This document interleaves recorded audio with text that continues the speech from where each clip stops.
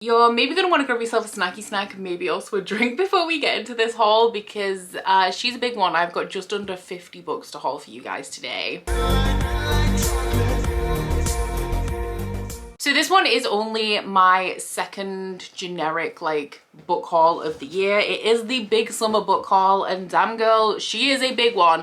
I think I have 48 books that I'm going to be talking about today, and the last time I did a general haul was, I think it was in April. So this is everything that I've acquired between April and August, excluding the general monthly books that I get in subscription boxes, because I do like an unboxing every month for you guys. So I have all of the subscription box special editions that I've bought because they're special editions that I want, like I've purchased them outside of the subscription. But if they are just the book of the month, then they're not included in this haul. And that is something that I've implemented this year because I just don't have as much to say about them, because they're books that have been curated and selected for me. I didn't go out and get them because I wanted them, so there's not like too much that I can actually say about them, you know? But as usual, this haul is going to be split into sections of where I acquired all of these books from. So today we have pretty much every section. We've got 2 stacks of subscription box special editions. I've bought a couple of subscription box sets in the last few months. Actually, that's not true. I bought them like the end of last year. They've only arrived in the last few months. I also have ARCs that have been sent to me by the publisher or by the author. I have a stack of books that were gifted to me, and also books that I've like stolen from my friends' unhauls. I've got a big old stack of new books I've picked up either on trips or just ordered or pre-ordered during this time period. And I also have a small stack of secondhand books because your girl has been thrifting recently and I've been having a grand old time. It's been a while since I've had the urge to go and like peruse the charity shops, but that feeling, that urge is back in full force, and it's a little bit scary because I don't need any more books. So the section we're going to be starting with today is going to be the ARCs, things that I've been sent by publishers and the author. And the reason why this one is coming up first is because I do have an e-ARC, and we all know that if it's an ebook, if it doesn't come first, it gets forgotten about. So the e-ARC that I have is Endless Terrors by KJ Sutton, which is book 5 in the Fortuna Swan series. You're also going to be seeing some more very exciting Fortuna editions in this haul as well. But this one is the 5th book in my favorite fantasy romance series. I recently went to Denver, Colorado and met the author that I've been friends with since I think 2020. We saw Taylor Swift, we had a great time, and she sent me the e-ARC of Endless Terror. So Fortuna Swan is a fantasy romance series. It's a fairy romance. There are other creatures as well, but we're following Fortuna, who is a nightmare. And if you touch a nightmare, they will find out what your deepest fear is, and they will be able to manifest that inside your mind and make you think that you're experiencing it. So nightmares are actually a very powerful creature, and because of that, they have been hunted to near extinction. And 2 years prior to the start of the series, Fortuna's brother went missing. So she has exhausted all possible resources to find him, and she's all but given up hope when she is approached by a very powerful fairy male who tells her that he knows exactly where her brother is and will take her directly to him, providing that she marries him. I just love the stakes in this series and how much I relate to the main character, and I'm really excited to see where the end of this series is going. There's one more book after Endless Terrors, which I'm a little bit scared for because I don't know what the end goal of this series is going to be, but I know what I want it to be. But yeah, thank you very much to Kelsey for sending this one to me. I'm not sure what the release date on this currently is, but I am hoping to get to it in the next couple of months, fingers crossed. I also just wanted to mention here actually that Kelsey also sent me the first 15, I think it's 15 chapters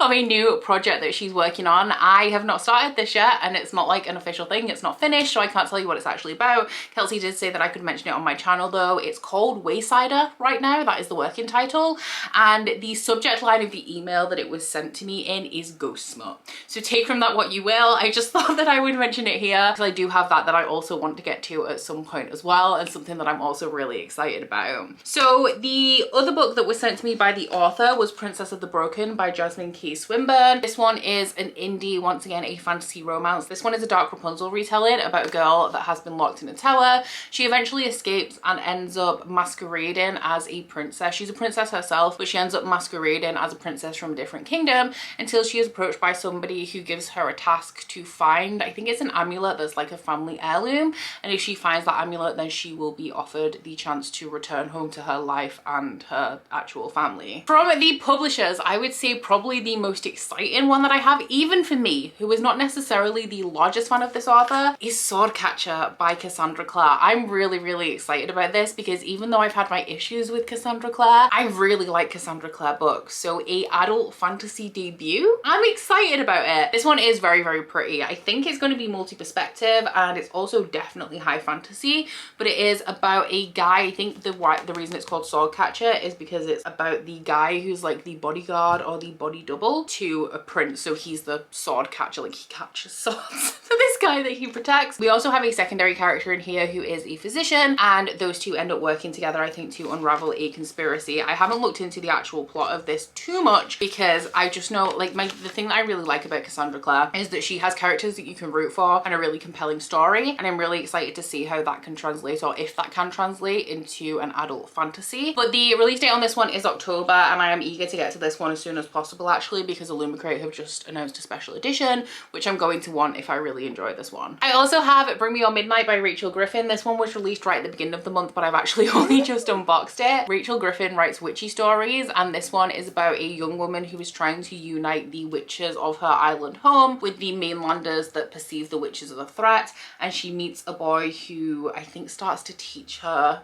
dark magic or like forbidden magic to help her achieve her goal. I have actually heard really good things about this from people who have read it already, and I have 2 Rachel Griffin books now and I haven't read one, so I do really need to get to this one. And thank you very much to Sourcebooks International for sending this one my way as well. And then the last one that I have for the ARCs is an indie release that has been sent to me all the way from the US, so thank you very much to the publisher for that. But this one is Outlaw Mage, which is K.S. Veloso's newest release, who is the author of the Bitch Queen Chronicles, which is a series that, once again, I really want to read, but I never get to anything I actually want to read, do I? And this one is the first book in the Degay and Puppet Master series. From what I remember from when I looked up the synopsis when I opened this one is about a young woman who is trained in a mage school, which is quite a privilege in this society, but when she's about to pass her final exams, she uses wild magic that is forbidden because it's outside the control of like this mage school. You're not supposed to use that magic, and she is outcast up until the point where I think her father is murdered, and she comes back to try and figure out who is responsible. So moving on from the ARCs, the smallest stack I guess would be the ones that I picked up secondhand. So the first ones I picked up from the local bookstore in my town, which does do new books but also does quite a lot of secondhand stuff as well. But the first one that I picked up for £3 was Maybe in Another Life by Taylor Jenkins Reid. I've still yet to read any of Taylor Jenkins Reid's older stuff. I've only read Evelyn Hugo and Daisy Jones at this point, but I really like her synopses. So this one has parallel universes in. It's about a girl who, I think she's staying in her hometown, and she is offered a ride home from her old high school boyfriend, and I think the path diverges into 2 like parallel paths, and we explore both of those. So sounds interesting, would really like to get to it. Taylor Jenkins Reid books are also awesome summer reads. Probably not going to read this month, but I wish I could. The others that I picked up from that bookshop are 2 indie fantasy romances, which I've got to be real is the main reason why I pick them up. Don't actually know what they're about, but that is The Bone Witch and The Ass Witch. It's not even Ash, it's The Blood Witch. Oh my god. Both of these are by Ivy Asher. They are the first 2 books in the Osseous Chronicles. The reason why I picked these up is because they're indie fantasy romance, but also Ivy Asher is an author that Raven Kennedy recommended to me when I interviewed her. Was it last year or was it 2021? But I believe that they're actually friends, and I really like the Plated Prisoner series, and Raven Kennedy's a sweetheart as well. So this one seems to be about a family of witches, but the magic isn't always inherited. It seems to pass down when other family members die. So the main character was never supposed to inherit her familial magic, but when her grandmother dies, she finds that she ends up with it, and she doesn't really know what to do with it because this isn't a future that she ever planned for herself. And there's also a hot guy with smoldering green eyes called Rogan Kendrick, so sign me up, I guess. They're nice and short as well, which is cool. One of the ones that I picked up most recently is Shadow of the Night by Deborah Harkness, and I am so proud of this because I read A Discovery of Witches and I really enjoyed it, but I was determined that I wasn't buying any books in this series new because I see them in charity shops all of the time. So I was heading out one day, I was going to my hair appointment, so I set out a little bit early to hit all the charity shops along along the way to try and find this book in particular, and I actually found it. This is the only book in this series that I found in any of the shops, including the bookshop, but I got the book that I wanted. So this one is the sequel to A Discovery of Witches. I believe that this installment in the series is quite historical, and A Discovery of Witches is Twilight for adults. It's great. It is about a woman called Diana who works at Oxford, and she calls this manuscript from the library, sends it back, doesn't even think anything of it until all of these magical creatures start turning up around her, and she realizes that this manuscript that she called was something very important to the history of and the origin of all magical creatures, and everybody wants her to summon it for them. So one of these people is Matthew, who is this like dark brooding vampire, and he sets out to protect Diana as everybody like kind of converges on her and wants her to summon the manuscript for them and also hand it over to them. Really excited to continue on with this series. I thought the first book was so atmospheric. Little bit wary of this one because it's historical, and I'm not the biggest fan of that, but I hope that the writing style and everything, the atmosphere will remain the same, so I'll still be able to really enjoy it. And then the final one that I picked up secondhand was on the same day as I got Shadow of Night, and I mean, it's a 2023 hardback by an author that I enjoy, so I scooped it up for £2, and that is Heartbones by Colleen Hoover. So this one is one of her re-releases based on like off the back of the popularity of It Ends With Us on Book Talk, etc. And this one I think was a 2020 release for her that has been recently re-released, like traditionally published as a hardback. So this one is about a girl who has a death in her family that causes her to lose her scholarship to college, and she ends up homeless, and then I think eventually staying with her father, who lives next to this wealthy family, and it is about the girl and the guy, or like the son of the wealthy family. I don't know if this is a YA one or an adult one. I love Colleen Hoover's because of how addictive they are and how fast I can fly through them. So regardless, I'm sure I'll eat it all up, and I mean, I just seized the opportunity to grab this for £2. Next, I think we'll do the ones that were gifted to me or that I've like filched from friends unhauls. We'll do the unhauls first. So Beth came to stay and she brought 2 books from her unhaul for me. One was Gods and Monsters by Shelby Mehorin, which is the final book in, oh my god, what is it just the Serpent and Dove series? But this one is a series. It's been a while since I read book 1. So let's see if I can remember what this series is about. It is about a witch and a witch hunter, and after they end up in a situation that is misunderstood, they are forced to get married, and it is kind of about both of them confronting their prejudices about each other. It's in a French inspired world, and the first book was a good time, but I haven't heard great things about the rest of the series. So as Beth was unhauling the 3rd book, I already have books 1 and 2. I thought I would snap it up from her. And then one that I actually have no idea about, that I've heard very good things about, that she was unhauling, is The Last House on Needless Street by Catriona Ward. I think that this is horror, but it could be a thriller. I have no idea. A lot of my friends are big fans of Catriona Ward. As you all know, while I do read the occasional spooky book, it's not my main genre, so she's an author that I haven't explored yet. This one says it's the story of a murderer, a stolen child, and revenge.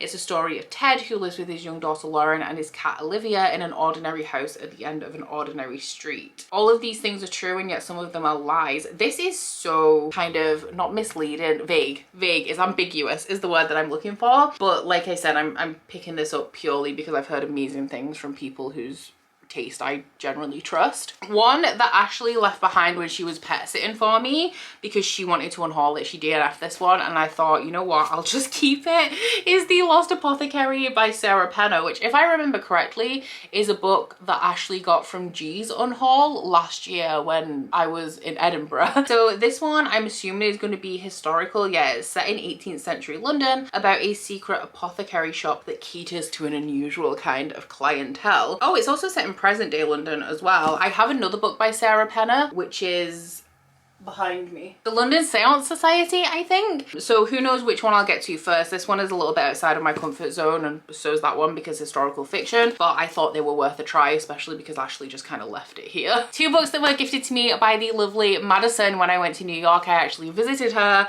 and she had a bunch of books and was like, just take what you want if you want any of these. So thank you very much to Madison. Her channel is by Madison Fox. So these are 2 romances. The first one is King of Wrath by Anna Huang, which I've actually had signed and personalized when I went to meet her at Rare this year. Anna Huang writes contemporary romances. Madison said that this is like her best book so far, and she's a big Anna Huang fan. But this one, I believe, is about a CEO who is blackmailed into marrying a jewelry heiress. And the other one that Madison kindly gifted to me was one that I've heard really good things about, and that is Hooked by Emily McIntyre. This is the first book in the Never After series, which is a series of standalone Disney villain retellings, but in a contemporary setting, kind of like Wicked Villains. I believe that these are, I don't know, well, my understanding is that these are more romance and have a little bit less smut than Katie Robert, which is pretty much erotica, but this one is a Captain Hook inspired retelling. I believe that these ones are pretty dark. I haven't read anything from Emily McIntyre yet, so I can't confirm, but I've heard nothing but glowing reviews for this series. I have a couple of birthday gifts here from Aaron from Books and Busy, so thank you very much, my love. These ones arrived slightly after I'd filmed my birthday unboxing, so they didn't make it into that video, which is how they ended up in this one. But the first one is the first book in the second First Law trilogy by Joe Abercrombie, which I cannot remember the name of this series right now. The Age of Madness trilogy. So this is the series that Catch Up Book Club are doing until like midway through next year. I think it's like next September or something we finish. And I can't tell you anything about this one because it is the first book in the second trilogy. So First Law is a trilogy, 3 standalones, a collection of short stories, and then a second trilogy. And I believe it's generational. So I think it's following descendants or people like related to characters that we meet like earlier in the series, but that's all I know about it. Oh, and it's probably grimdark fantasy as well. The other one that Aaron gifted to me was Reign and Ruin by JD Evans, which is a series that Aaron is desperately trying to make me read. This is the first book of the Mages of the Wheel series. It's an indie fantasy romance, and the reason Aaron recommended this one to me is because it is apparently a really good fantasy plotline with romance in there as well. So it's not like too heavily balanced towards the romance side on a fantasy backdrop. Like, it's a very good fantasy plot with really cool world building and elemental magic. And as you guys know, I like my high stakes, really good fantasy plotline with a high stakes, really good angsty romance alongside. The interesting thing about this one as well is that while it does have elemental magic, the main conflict is between the old ways of magic and like the new ways of science and machines. And y'all know I like a little bit of a sci-fi twist in things as well, so I am excited to get to this one. And it's a gorgeous book as well. Like, look at the just general art on the pages. She is a stunner. And then the last 2 books that I have were a gift from the wonderful Ash, so thank you very much as always, Ash, for constantly treating me. But these 2 are first books in fantasy romance series, both by J. Bree. J. Bree is an author that was at Rare that I didn't get a chance to read anything from before I attended, so I didn't end up meeting her. One of her series I'm not too sure about, although I have heard some things about it that make me think I'll enjoy it more than I originally thought, but that one is the Broken Bonds series, or the Bonds That Tie series, the first book being Broken Bonds. All I know about this one is that it is a reverse harem series. Now, traditionally, I don't like reverse harem, but I believe that the pacing in this series is so slow that I have a chance of enjoying it, because the thing I don't like about reverse harem is, like, within a book this size, we're supposed to believe, generally, not for everything, but we're supposed to believe that the heroine falls in love with 5 men in a 400-page book. And I just can't suspend my disbelief like that. So because I've heard that this one moves a lot more slowly across the series as opposed to like the piece of one book, I feel like there's a chance that I'm really going to enjoy it. And then the other J. Bree book that I have is the first book in her newer series, which is the Mortal Fate series.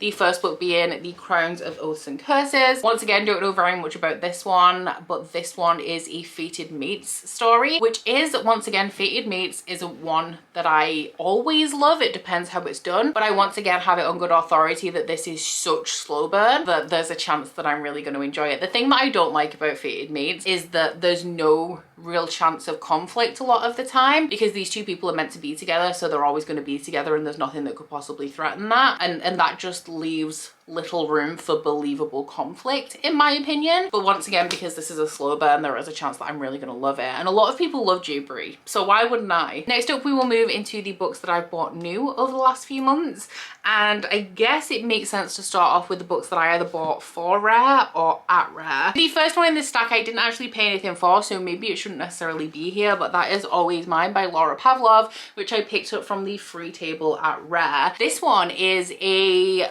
best friends to lovers small town romance, and normally that wouldn't be something that I'm drawn to. Normally it wouldn't be my vibe, but I think it's this cover, I think it's specifically this guy that's making me want to read it, and it just seems so sweet. I think the guy is a firefighter. He looks like a chiseled Greek god in a firefighter suit apparently. So she hasn't been single since she's 16 and he's been her friend all of this time, and now that she's single things maybe start to heat up between them. So it's very much not my usual, but I'm really excited to read this one. I also picked up the third book in the Kingdom of Crows series, yeah, by Olivia Wildenstein. I still need a paperback copy of book 2, which is currently unavailable on Amazon for some reason, and by the time I got to Olivia Wildenstein she'd actually run out of paperback copies of book 2 to buy. But I did pick up book 3, which is where I'm currently up to in the series, which was only very recently released. I think the release date for this was June. But this one is a fantasy romance series that takes a while to get going, and I was unsure about it when I started book 1, but I think around 40% into the story I got really into it. But it is about this girl who is half fae in a world where everyone who is not full-blooded fae is looked down upon, the humans worst of all. So she has a little bit of a thing with the prince, who is full-blooded fae, and he's actually been away for 4 years. But at the start of this story he returns and he's trying to strike something up with the main character. They've been best friends their entire life, kind of on like a sure path to romance. But one day the main character attends a human party after she's been snubbed by the fae, and an oracle tells her that if she finds 5 iron crows she will become the queen of all of the realms, which she takes to mean that she's going to marry the prince. So she goes along with this mission without really knowing what she's doing or where it leads. I got really into the series really quickly, and I'm really excited to continue on with book 3. It was supposed to be a trilogy, but I think it's continuing now, but with later books following different characters and different relationships. So I'm a little bit disappointed because I feel like sometimes a trilogy can just be a trilogy, you know, and you can leave it at that, and I don't feel like we have enough of that right now.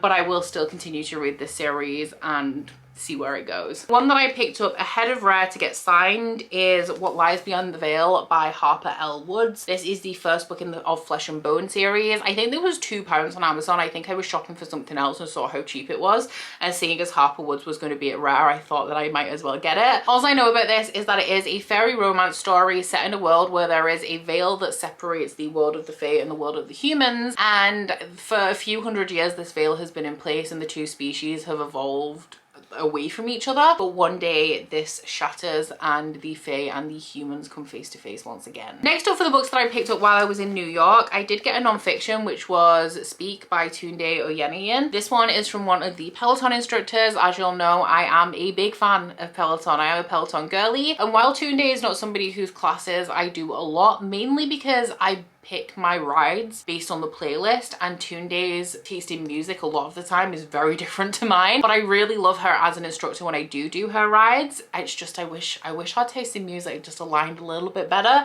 She is also one of the hardest instructors that I do. Like when I want to hate myself, I do a Tunde ride. But I picked this up from Barnes & Noble because it was signed, and this one is a non-fiction about Tunde's path to becoming like where she is today, how she got there, and the kind of mantra that she uses to empower herself and push her to achieve more success. I did read this one as well on my way back from New York, so there is a wrap-up somewhere and a vlog where I talk about this one. When we were in Barnes & Noble, Aaron pretty much forced me to purchase this book. She said I wouldn't regret it, even though, and I didn't know this at the time, even though she had not read it herself. And that book is The Vanished Birds by Simon Jimenez. I still don't know what this is about because I bought it because Aaron told me to. She said it was going to be a 5 stars and told me to say that I was welcome after I'd read it. It's a sci-fi, I think, about a solitary ship captain unfettered from time, a mute child burdened with unimaginable power, and a millennia-old woman haunted by lifetimes of mistakes. So it seems like it takes place over a vast amount of time, which is something that I like, to be fair. But if I don't give it 5 stars, I'm gonna come knocking on Aaron's door. I also picked up the ever-hyped Fourth Wing by Rebecca Yarros. I do also have a vlog where I read this. I read this the week that I went to Rare and then met Rebecca Yarros, and the one book, because when I go on a trip, I normally have in mind one book that I want to come home with, which is my souvenir from the trip. So when I went to New York, it was the first edition run of Fourth Wing that I was desperate to get my hands on, and I found this one at Books and Magic in Brooklyn. So this one, as I'm sure you guys know at this point, is a fantasy romance series about a girl who is from a family of dragon riders, and even though she wants to be a scribe, her mother forces her to enter into the dragon rider quadrant of this war college, where every test has a high chance of killing you before you can even become a dragon rider. So the main character didn't think that she would ever be able to be a dragon rider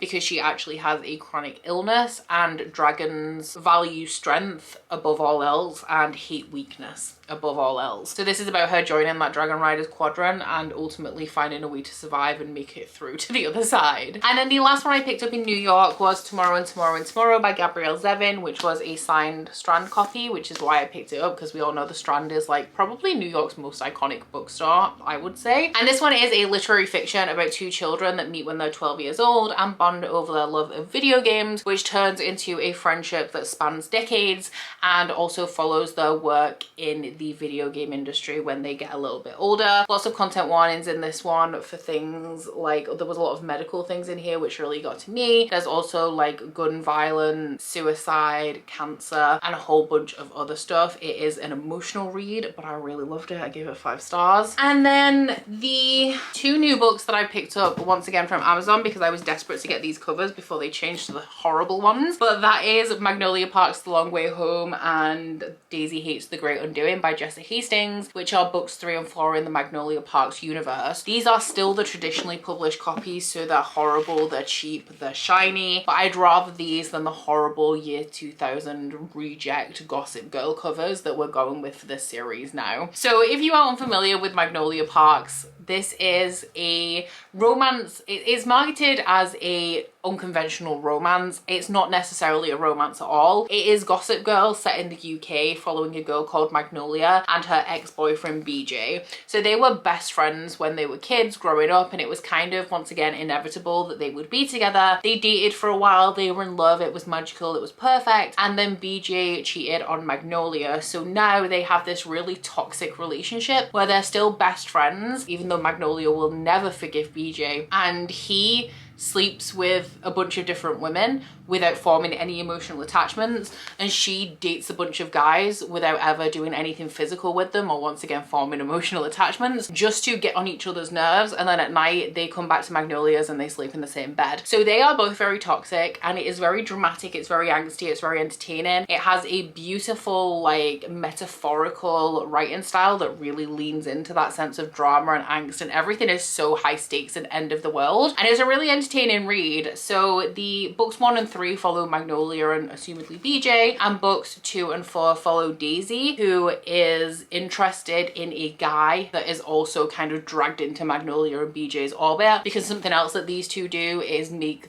everybody around them miserable in their friendship group with absolutely no regard of anyone's emotions. But Daisy is outside of this and has come into this friendship group because she knows people in it that aren't Magnolia and BJ, and she hasn't been their friend for like the last 20 years. So she has a little bit of a different opinion on the players in this twisted game. And then I just have 3 pre-orders for the new section. The first one is The Blood Gift by N.E. Davenport. This is the sequel to a book that I can literally never remember the title of, even though I really enjoyed it, and I gave it 4 stars last year. The Blood Trials. So the reason why I was drawn to this series is it's been compared to Red Rising, and it is following a young woman who it's a racist society that she lives in, and her father was high up in the government, and she was trained to become one of these, I can't remember what they were called, but they're like superior warriors, and she always planned to train to be one of those. However, after her grandfather dies, she takes some time out, or she plans on taking some time out to deal with her grief, up until her grandfather's closest friend and advisor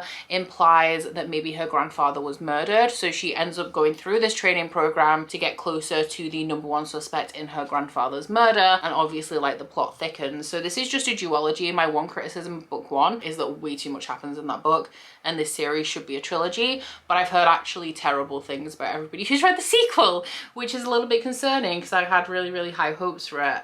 But yeah, I'll get to it eventually. One that actually arrived this morning is Masters of Death by Olivia Blake. If you can see behind me, I do have an arc of it here, and this is the next book that I'm going to be reading. My current read is also in this haul and will be coming up very soon, so you'll see what I'm currently reading. But this one is Olivia Blake's newest release. I got the Waterstones special edition, which I don't know if this is normal, but there's really pretty end pages in here as well as the sprayed edge. But this one is the one with the kooky bizarro synopsis that I really love. It is about a real estate agent that is a vampire, and the house that she's trying to sell is haunted by a ghost that was murdered. So she enlists the help of the godson of death, who is a medium, to try and help her get the ghost out of this house. But the godson of death is a fraud and isn't actually a medium. There is also, I think, like an angel that's also a gym instructor and all sorts of other weird stuff, and it just sounds like a really good time. So I'm really excited to get into it. I say this about every Olivia Blake book and I never end up reading them, but this one is coming up next. Like, this is my next read and I'm excited about it. And then one that I've also just read is Lore Olympus Volume 4 by Rachel Smith. This is the latest installment in the bind up of the Lore Olympus series, which is a webcomic, so you can read past this online. I choose to wait until the bind ups because I know if I fall down a Lore Olympus rabbit hole I will never get myself out. So this is a modernized retelling of Hades and Persephone that contains pretty much all of the gods,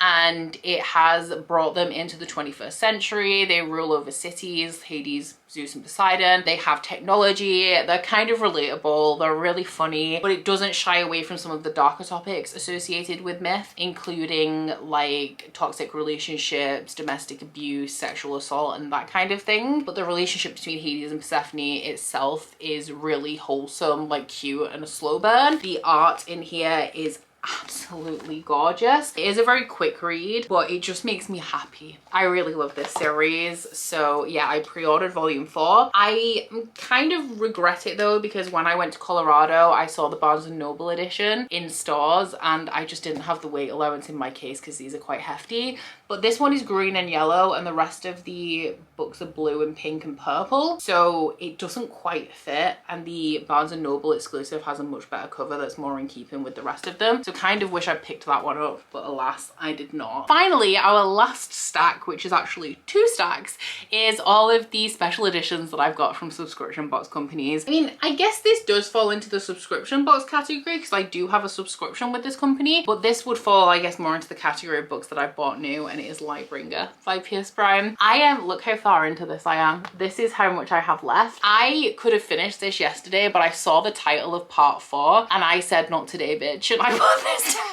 I put this down. I am so scared. I do have, is the dust jacket here? Yeah. So this one is the 6th book in what I'm pretty sure is going to be my favorite series of all time. This is going to be 5 stars, depending on the end, because like if it hurts me I might be salty about it, and I know it is going to hurt me. But this is a sci-fi series that is following a guy called Darrow, who is a red in a color cast system where reds are right at the bottom and golds are right at the top. His people's responsibility is to mine for a valuable substance called helium-3 so that the galaxy can be terraformed and humans can escape the dying planet Earth. However, after Darrow's wife makes herself a martyr to spur Darrow into action, he goes to the surface of Mars and he realizes that the planets have been terraformed for quite some time, and so he joins a rebellion with the intention to infiltrate the golds and tear them apart from the inside. So dramatic, such high stakes, so much angst. Not ready for the end of this. I'm not ready. There are 2 story arcs in here, so this is the 3rd book in the 2nd arc, which takes place 10 years after the end of the 1st arc. Not good things have happened, but I have experienced a lot of joy in this book from certain interactions between certain characters. I always felt like we were leading up to something painful.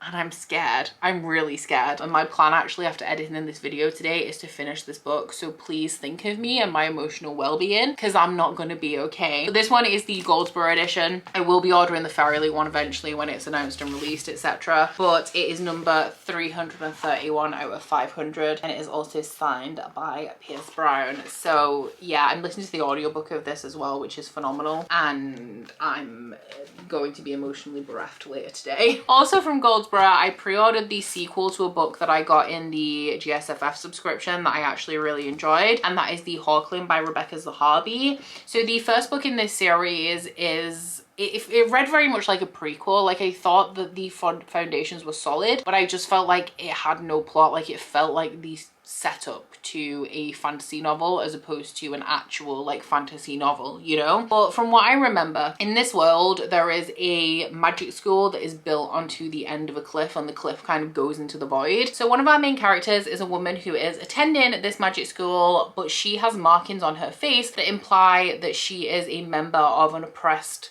race of people in this world, even though she isn't. And another character is a slave that wears the collar of the collarbound, which are the slaves in this world, but nobody knows who his master is or how he ended up enslaved. And these two people meet and the plot almost starts. So by the end of the first book, it was very good setup, but I felt like the book could have been like twice as long because they are quite short and actually contained like a little bit of plot that had a little bit of resolution in it. So I'm very excited to see where the sequel takes it. It is a short book once again. It's just over 300 pages. I like my fantasy to be a little bit longer and meatier, but I'm hoping that this is like a strong follow-on from book one. I only have one from Illumicrate, and this is from the Ali Hazelwood Afterlight mini box, and that is Love Theoretically by, of course, Ali Hazelwood. This is her newest release. I have the Illumicrate editions of all of Ali Hazelwood's books because I'm a big fan. And this one is about a physicist who is, I think she's an adjunct professor, and from what I believe from this book, they don't make a lot of money, so she's looking for a tenured position, and she applies at MIT, but because she doesn't make a lot of money, she moonlights as a fake girlfriend. And the guy who is responsible for the hiring process at MIT is the older brother of her favorite client, who she's like fake dating. But because she keeps these two lives separate, the older brother of the guy that she's fake dating thinks that she's something like a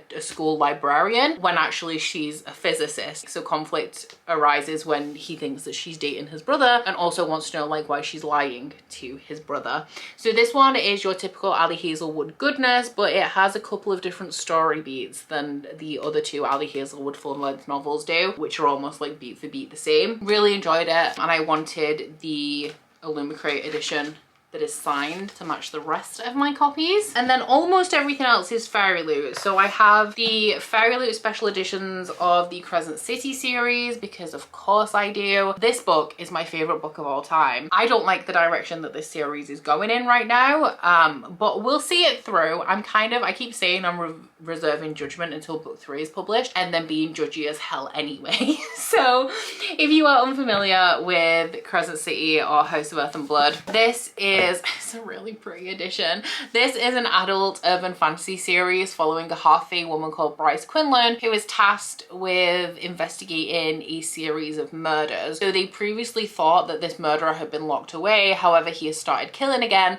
and Bryce has a personal tie to this case and this murderer, so she is employed by the Archangel Micah, who's like the governor of this city, to get to the bottom of who the murderer actually is. And because this is such a dangerous task, she is assigned a bodyguard in the form of fallen angel Hunt Athalar. I am a big Sarah J Maas girly, as we all know. I'm a big fan, so I had to have both the Fairy Loot and the Illumicrate editions of this series, because if I'm going to have multiple editions of any book, of any author's work, it's going to be Sarah J Maas, also potentially Pierce Brown, and I am partial to a G. Christoph edition, or 2 or 3 or 4 or 6 or 7. I also picked up the special edition set of the Lunar Chronicles by Marissa Meyer. This is an old school favorite of mine. It is a sci-fi fairy tale retelling series. I honestly could not tell you whether I would love this series as much if I read it now, but it's one of those series that will always have a home on my shelves because I loved it so much at the time. If you are unfamiliar with the Lunar Chronicles, these ones are a sci-fi series where each book follows different characters and each is a retelling of a fairy tale. So we have Cinderella,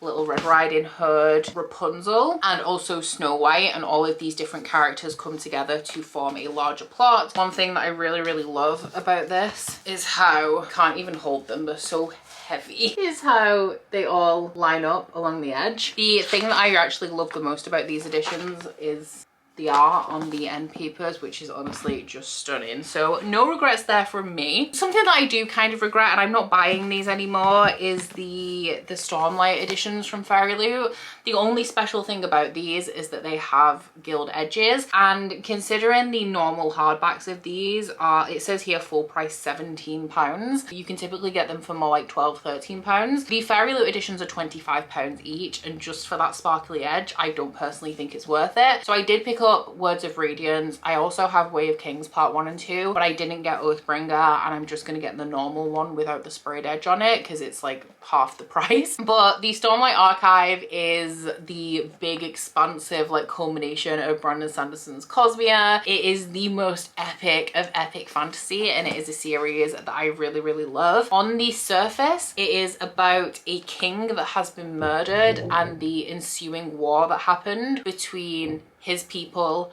and the people that murdered him, because they were at like a peace talk when he died, and since then the two peoples have gone to war. But there is a lot more going on that has to do with like legendary knights and legendary weapons and the Cosmere as a whole. My battery died, which is how you can tell I've been here far too long, but the final Fairy Loot set that I picked up was the Plated Prisoner set by Raven Kennedy. So we have Gild, Glint, and also Gleam in these real pretty black and gold editions. They all have stenciled edges on, and I won't show you that one because that's book 3 and that's a spoiler, but we also have really pretty end paper art on here and also signed. Oh, we also have, I'm pretty sure we have gold under here as well. So this one is a indie fantasy. It was indie, it's been picked up in the UK now, but it is a fantasy romance series. It is a King Midas retelling where we're following a young woman who has been gold touched by King Midas, and she lives in a cage in his palace. Now she actually likes it there, she's in love with Midas, and she had a really terrible life up until the point where Midas found her, so she really relishes the safety that Midas and the cage provides. However, this is set in a world that is not necessarily war-torn, but people are vying for territory, and Midas seizes the opportunity to advance and claim a new territory. So he starts to move all of his prized possessions, including Auron, but something goes horribly wrong and Auron finds herself out in the world that she's so scared of. And then the actual last thing that we have for this haul in general is a special edition set that was gifted to me once again by Kelsey, and it is the Bookish box editions of the Fortuna Swan series. So I already told you what this was about. We are starting and we are ending with Fortuna Swan, but these ones I haven't showed on my channel yet because the Bookish box doesn't ship to the UK. If you want Bookish box stuff, you have to go through third-party sellers. They're not the most reliable with their shipping times on anything anyway. I think people are now just getting like the November boxes or something from last year. So it's not, I didn't want to order these because it would have been a huge hassle. But thank you so much to Kelsey for gifting these to me because like I said, Fortuna Swan is one of my favorite series. But we have Fortuna Swan. The underneaths of these are gorgeous. They all also have like a stained glass edge on them. We also have Restless Slumber, which I think is my favorite of them because of the like wolves and stuff around the edge, which is surprising because it's not one of the ones that has Colith on, and you know Colith is my guy. Deadly Dreams, which I love the blue color of. This one is also a stunner. And then finally we have Beautiful Nightmares with, I really like the dragons in the end pages of this one, and more stunning art. So thank you very much to Kelsey for gifting these to me. I think they are gorgeous and you are the best. I've just found something else in these. I realized that there's a page that has praise for the Fortuna Swan series in it, and is that on me? That is not me. That one there, me. I said that was me. That was my big summer book haul. It was long. It was a lot. It was a lot of stuff. I don't want to say actually that I should do book hauls more often because I actually prefer doing a big book haul every like 4 months instead of doing them monthly and them having like only a handful of books in. But down in the comments, let me know if you have read any of these books that I've hauled today that I haven't yet read and what you thought of them. Please do stay tuned if you like more book hauling content because your girl never stops buying books. And aside from that guys, please don't forget to like this video if you liked it and subscribe if you wanna. If you head into my description box, you'll find a link to my Goodreads, Instagram and Twitter if you'd like to follow me on any of those. as well as a link to my Bookish Candle website, the Etsy for that, and a 10% off discount code. But that's it from me today, guys. Bye! Oh, you bite your friend like chocolate. You say you will go where nobody knows, with guns hidden under our petticoats. We're never gonna quit it, no, we're never gonna quit it, no.